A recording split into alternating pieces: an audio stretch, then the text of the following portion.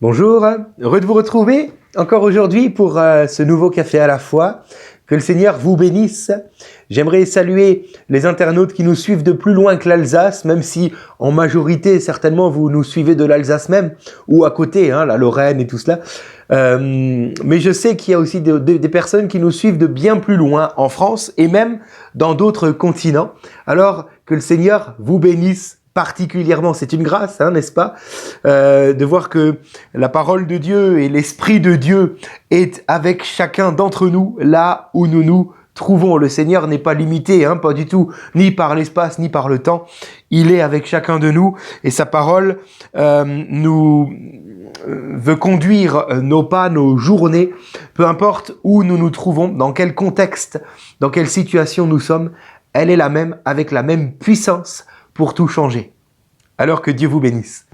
J'aimerais lire avec vous la Genèse au chapitre 21, à partir du verset 14 et jusqu'au verset 19, ce moment où Abraham, à la demande de son épouse Sarah, va renvoyer Agar et son fils Ismaël. Il est écrit: Abraham se leva de bon matin, il prit du pain et une outre d'eau qu'il donna à Agar et plaça sur son épaule. Il lui remit aussi l'enfant, Ismaël, et la renvoya. Elle s'en alla et se perdit dans le désert de Beer-Shéba. Quand l'eau de l'outre fut épuisée, elle laissa l'enfant sous un abrisseau. Elle alla s'asseoir vis-à-vis à la distance d'une portée d'arc, car elle se disait « Je ne veux pas voir mourir mon enfant ». Elle s'assit donc vis-à-vis de lui et se mit à pleurer tout haut. Dieu entendit les cris de l'enfant. L'ange de Dieu appela Agar depuis le ciel et lui dit « Qu'as-tu, Agar? N'aie pas peur, car Dieu a entendu les cris de l'enfant, là où il se trouve. Lève-toi, relève l'enfant et tiens-le par la main, car je ferai de lui une grande nation. » Dieu lui ouvrit les yeux et elle vit un puits. Elle alla remplir l'outre d'eau, et donna à boire à l'enfant. Amen. Voilà, jusqu'ici. J'aimerais que nous puissions nous arrêter aujourd'hui sur la compassion de Dieu. Pour la deuxième fois, Agar fuit dans le désert. La première fois, rappelez-vous, nous en avions parlé, c'était 5 chapitres plus tôt, au chapitre 16e, au moment où Agar va se rendre compte qu'elle est enceinte d'Abraham, elle va, prendre de la hauteur, voyez, et passer du statut d'esclave à celui d'épouse, voulant prendre la place de Sarah. Et Sarah ne va pas supporter et va maltraiter Agar qui va fuir dans le désert. C'est donc la deuxième fois. Mais cette fois-ci, Agar n'est pas seule. Elle est accompagnée de son fils Ismaël qui, à ce moment du texte, a environ 16 ou 17 ans. Et pour la deuxième fois, dans le désert, l'ange de l'Éternel vient rejoindre celle qui pleure. Pourquoi? Car nous avons un Dieu compatissant. Il entend les cris. J'aimerais vous lire juste un petit morceau d'un poème qui a été retrouvé gravé sur les murs d'un asile. Écoutez bien, il est écrit: « Pourrions-nous avec de l'encre remplir les océans ? Et si les cieux étaient faits de parchemin, et si chaque tige sur terre était une plume d'oie, et si chaque homme était un scribe de métier, écrire l'amour du Dieu d'en haut viderait et assécherait l'océan. Et le rouleau ne pourrait tout contenir, bien qu'étendu d'un bout à l'autre du firmament. » Alléluia. La compassion de Dieu est infinie, car son amour est sans limite. Éphésiens 2,5 nous le rappelle.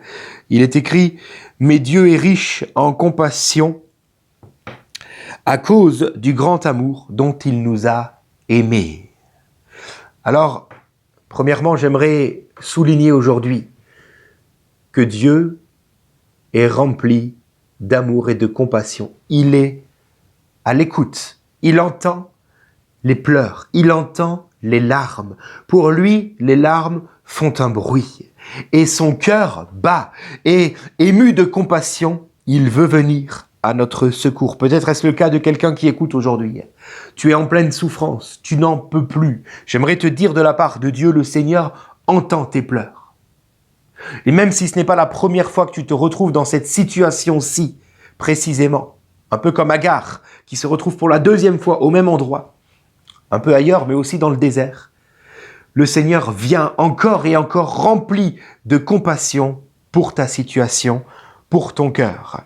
Dieu entend les gémissements et les larmes, tout comme il a entendu ceux d'Ismaël. Dieu entend chaque enfant qui pleure, qui souffre, qui crie de douleur. Dieu est le Dieu qui entend les hurlements de l'épouse qui vient d'avoir connaissance des liaisons secrètes de son mari. Dieu est le Dieu qui entend, l'agonie d'une mère qui apprend la terrible maladie de son enfant. Dieu est le Dieu qui entend le désespoir et la peur dans le cœur d'un adolescent qui devient parent trop tôt. Nous, en tant qu'hommes, même si nous reconnaissons que la situation est triste, nous nous plaisons si rapidement, soyons honnêtes, à les juger. Dieu, lui, pleure pour eux. Il est compatissant.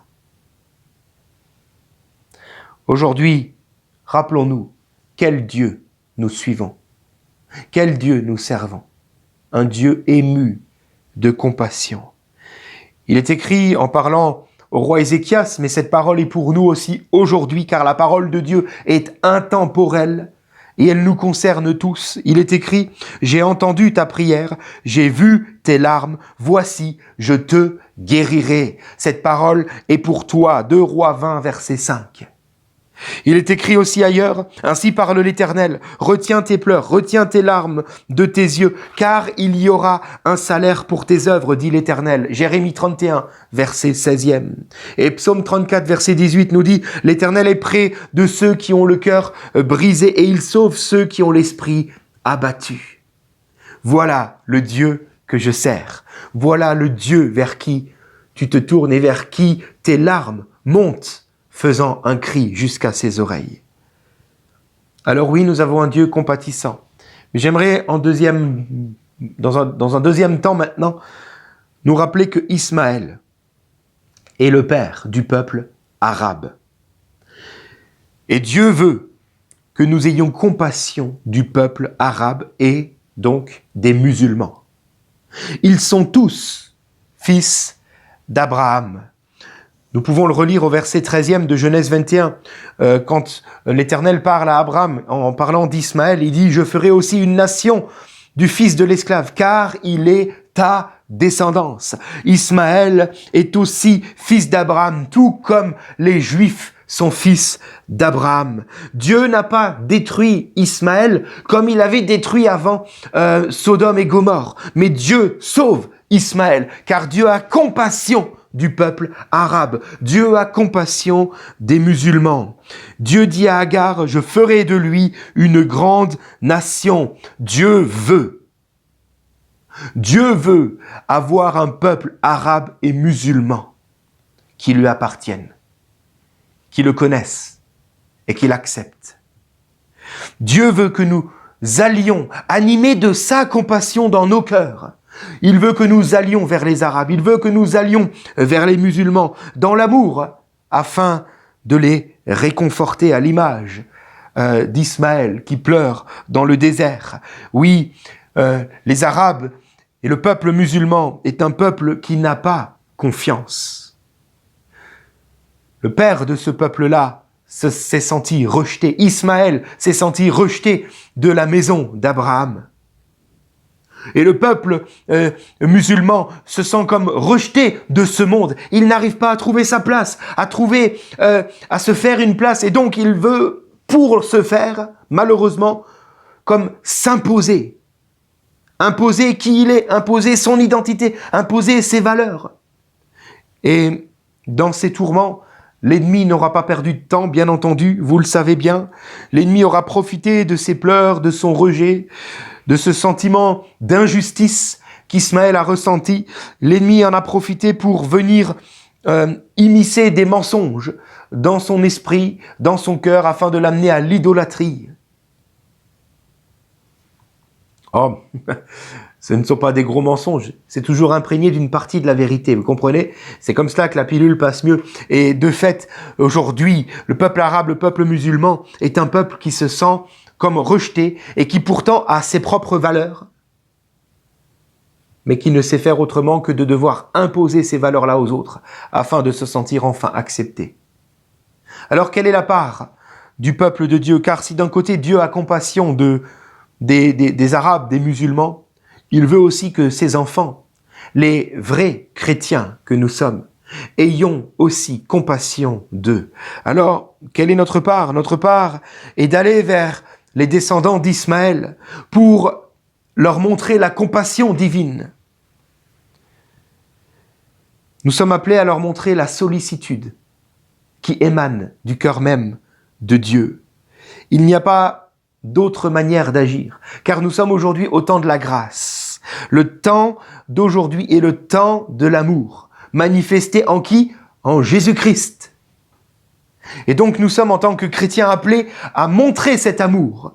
Et aujourd'hui j'aimerais insister en disant, montrons cet amour, en particulier au peuple arabe et musulman qui nous entoure. Peut-être en as-tu autour de toi, dans ton travail, dans ton entourage, dans ton voisinage. Montre la sollicitude qui émane du cœur de Dieu. Montre l'amour de Dieu, montre la compassion. Dieu nous envoie pour rejoindre les descendants d'Ismaël dans leur désert du désespoir, à l'instar d'Ismaël, afin de, comme nous l'avons lu, leur montrer qu'il existe bel et bien une source d'eau tout proche d'eux qui pourra les désaltérer d'une soif de vie qu'ils ont en eux. Cette source d'eau se nomme Jésus-Christ.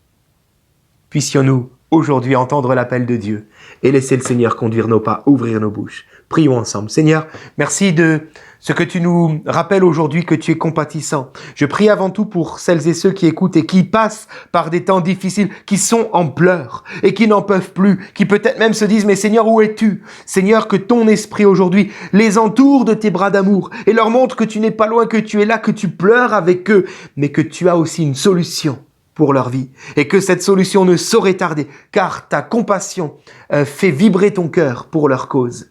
Seigneur, que ton amour les remplisse à l'instant, et garde leur cœur en Jésus-Christ, dans la foi. Merci de les renouveler. Et je prie, Seigneur, que tu nous permettes aussi de ne pas craindre le peuple arabe ou musulman, car souvent, en Occident, tout ce qui est hors culture occidentale nous fait peur. Seigneur, je prie donc que tu nous permettes de réagir non pas par crainte, mais selon l'Esprit de Dieu qui vit en nous, et ainsi d'aller par compassion manifester au peuple musulman la sollicitude de Dieu. Qu'ils puissent voir au travers de notre témoignage l'amour de Dieu et sa compassion.